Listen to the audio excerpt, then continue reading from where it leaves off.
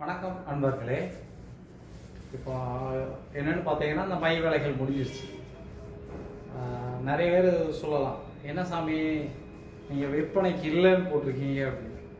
பூஜை புனஸ்கரங்கள் பண்ணினவங்களுக்கு மட்டும்தான், விற்பனைக்கு அப்படிங்கிறது இல்லை. தப்பாக நினச்சிக்கிறாங்க.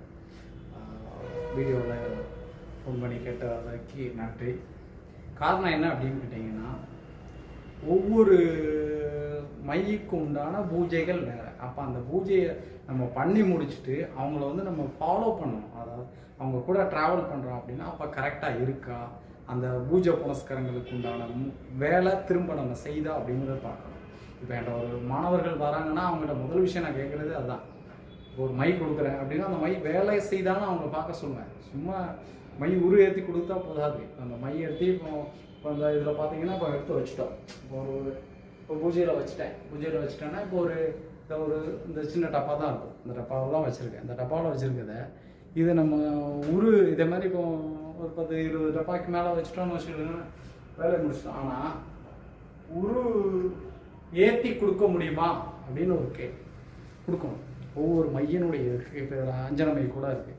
அஞ்சன மைனா அஞ்சன தேவியை வச்சு தேவியினுடைய தன்மை இருக்குது. அஞ்சன தேவிங்கிறது ஒரு அம்பாள். தேவினாலே அம்பாளை குறிக்கிறதா, பார்வதியினுடைய அம்சமாக கருவப்படுறது தான் அம்பாள். அந்த அஞ்சன மையினுடைய இதுக்கு என்ன பொருள் சேர்க்கணும், அப்போ அஞ்சன தேவியினுடைய மந்திர உச்சாடனங்கள் என்ன, அதை பண்ணி அந்த அஞ்சன மையை வச்சு நம்ம என்னென்ன காரியங்களுக்கு நம்ம அதை உபயோகப்படுத்தலாம் அப்படிங்கிறது தான் விளக்கம் நண்பர்களே. மையில் பல வகைகள் இருக்குது. எனக்கு ஒரு சில வகைகள் தெரியும், அதுவே போதுமானது. அதாவது இப்போ மையில் ஒரு எதிரிகிட்டேருந்து தப்பிக்கிறதுக்கு இல்லை எதிரி அழிக்கக்கூடிய மை, ஒருத்தர் நோய்கள் குணமாக்குறது அந்த சார்ந்த மை, ஒரு கணவன் மனைவி வசிய மை, சகல பாதுகாப்புக்கான வசியமை, சகல ஐஸ்வர்ய மை. சகல ஐஸ்வர்ய மைங்கிறது ஒரு சகல விதமான மை. ஜாலா வித்தை மையின்னு ஒன்று இருக்குது. அதாவது எது சொல்கிறோம் அப்படின்னா, சித்து வேலைகள் செய்யக்கூடிய மையின்னு ஒன்று இருக்குது. அந்த மை வேலை செய்யாது. நம்மகிட்டலாம் நான்லாம் டெஸ்ட் பண்ணி பார்த்துட்டேன். அந்த மை வேலை செய்யுதா அப்படின்னா வேலை செய்யலை. அந்த மை ஜால வித்தைகளுக்கு உண்டான மை வேலை செய்யலை.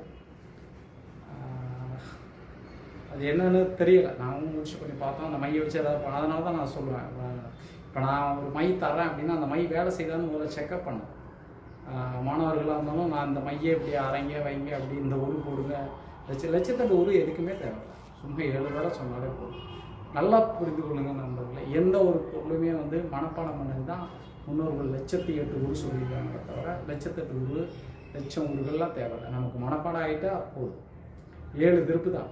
இப்போ நம்ம உடல் கட்டு மந்திரத்தினுடைய தன்மை என்ன, 7 திருப்பு சொன்னால் போதும். உச்சிலேருந்து பாதம் வரைக்கும் 7 திருப்பு உள்ள மந்திரத்தை 7 திருப்பு சொன்னால் கட்டு. நம்ம தன்னை பாதுகாக்கக்கூடிய மந்திரமே 7 திருப்பு தான் இருக்குது. 1,08 உண்டு. அதாவது அது மனப்பாடம் ஆக்கணும். இப்போ நீங்கள் இப்போ கிளாஸில் என்ன பண்ணுறீங்க, ரெக்கார்டிங் எடுத்துறீங்க. ரெக்கார்டிங் எடுத்துகிட்டு அந்த ரெக்கார்டிங்கை வீட்டில் போய் கேட்டு பார்க்குறீங்க. கேட்கல புரிஞ்சு அப்போ அப்படி கிடையாது. ஆசாம் ஒரு வார்த்தை தான் சொல்லுவார், அதை 1,08 போடணும். போட்டதுக்கப்புறம் தான் முடியும். இப்போ உள்ள ஆசான்கள்லாம் அப்படி இல்லை, கம்ப்யூட்டரில் வந்துக்கிட்டு இருக்கோம். அப்படிங்கிற அதுக்கு வேலை இல்லை. ஒரு மாயாஜாலம் பண்ணுறதுக்கு உண்டான மை அதெல்லாம் இல்லை, கேட்டுறாதீங்க. அதுக்கு உண்டான மை சாமி அந்த மையை வச்சா எனக்கு லாட்ரி சீட் விடணும் அப்படிங்கிறதுக்கெலாம் வாய்ப்பே கிடையாது. லாட்ரி சீட் விடணும், அந்த போதைகளை கண்டுபிடிக்கணும், அதெல்லாம் 100% வாய்ப்பு கிடையாது. மையை வச்சுலாம் பண்ண முடியாது. அதை பண்ணுறாங்க சொல்கிறவங்க பண்ணுவாங்க, நம்மளால முடியாது.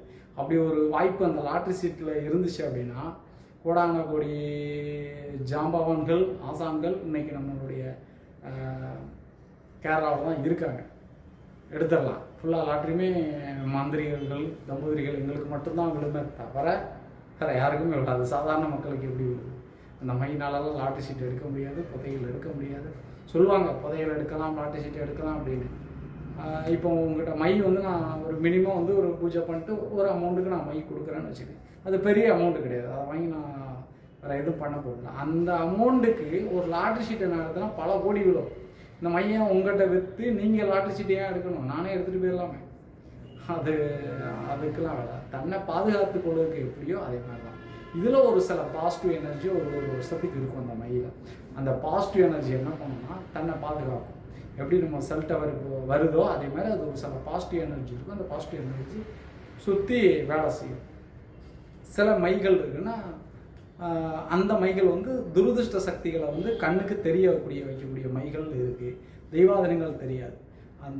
அந்த மை என்ன அப்படிங்கிறத நான் அடுத்த வீடியோவில் சொல்கிறேன். அந்த மைக்கு உண்டான நேரம் இப்போ ஒரு 5 நிமிஷம் 10 நிமிஷம் தான் வீடியோ போட முடியும். ரொம்ப நேரம் போட்டோம் அப்படின்னா மக்களும் பார்க்க மாட்டாங்க. அந்த மையினுடைய சூட்சம் என்ன, அந்த மையினுடைய எப்படி விஷயம், அந்த மையை வச்சு நம்ம என்னென்ன பண்ணலாம், சில சக்திகளை வந்து நம்மளை நேர்கொள்ள முடியும், பார்க்கறதுக்கு உண்டான மை. அது அந்த ஆந்த சார்ந்த விஷயங்கள் அது வரும். ஆந்த கண் இருக்குது இல்லையா, அந்த ஆந்த கண்ணினுடைய சில காந்தலைகளை ஆந்தையை நம்ம பார்க்க, அதை நான் உங்களுக்கு அடுத்த வீடியோவில் கண்டிப்பாக சொல்கிறேன். இந்த வீடியோவில் வந்து நம்ம இதை மையினுடைய சார்ந்த விஷயங்களை மட்டும் கேட்குறதுக்கு சொல்லியிருந்தேன். நன்றி, வணக்கம் நண்பர்கள்.